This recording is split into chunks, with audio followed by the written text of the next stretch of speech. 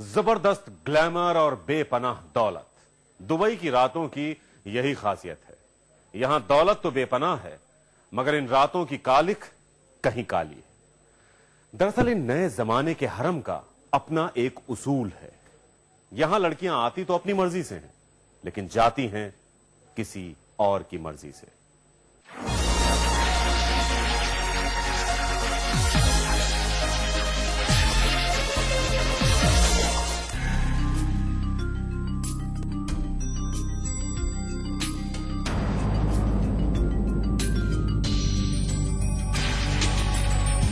सिमरन भी मुंबई के एक डांस बार में काम किया करती थी, तब तक जब तक एक एजेंट के जरिए उसे दुबई जाने का ऑफर नहीं मिला।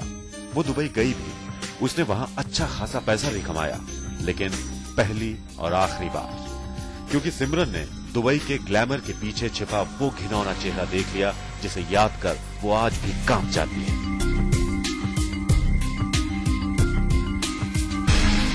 मैं दुबई गई हूँ, मैंने वहाँ का माहौल देखा है कि दुबई में क्या होता है। हम ये जानते हैं कि हमने बॉम्बे में इतने साल डांस किया, हमने आज तक वो काम नहीं किया जो हमें नहीं करना है, लेकिन दुबई जब हमें लेके जाते हैं तो यहाँ से हमें बोलकर कुछ और लेके जाते हैं, हमसे करवाते कुछ और हैं। दरअसल एजेंट लड़कियों को दुबई पहुंचाने से पहले वायदे तो बहुत करते हैं, लेकिन एक बार जब लड़कियां दुबई पहुंच जाती हैं तो उनका पासपोर्ट एयरपोर्ट पर ही जब्त कर लिया जाता है और फिर उन्हें वही करना होता है जो एजेंट या फिर उनके आका चाहते हैं।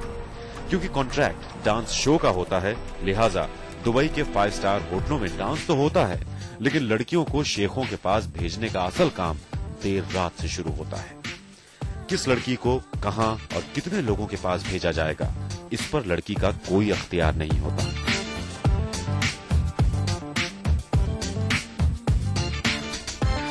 वो कस्टमर के हाथ में है कि वो लड़कियों के साथ कुछ भी कर सकते हैं।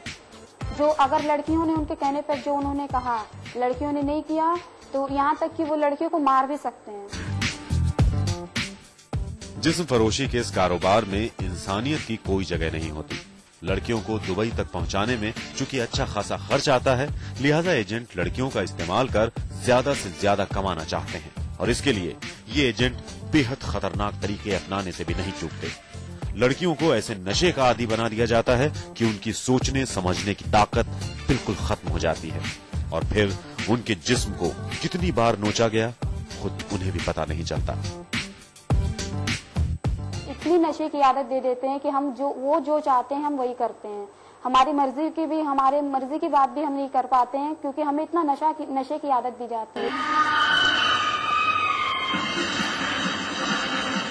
इसके बाद लड़कियों को दुबई की असलियत का अंदाजा तो हो जाता है, पर चूंकि कॉन्ट्रैक्ट की मियाद पूरी किए बगैर वो हिंदुस्तान नहीं लौट सकती, लड़कियों को मजबूरन जुल्म सहने पड़ते हैं।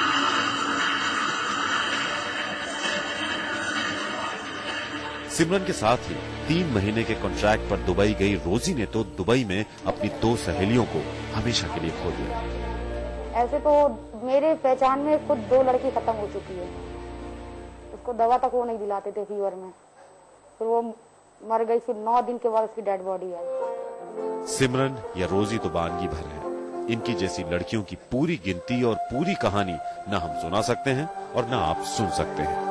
बस यूं समझ लीजिए कि इनकी कहानी में ही इनके जैसी हर लड़की की कहानी छुपी है। मुंबई से विवेक कुमार भट्ट के साथ आमिर हक, दिल्ली आज तक।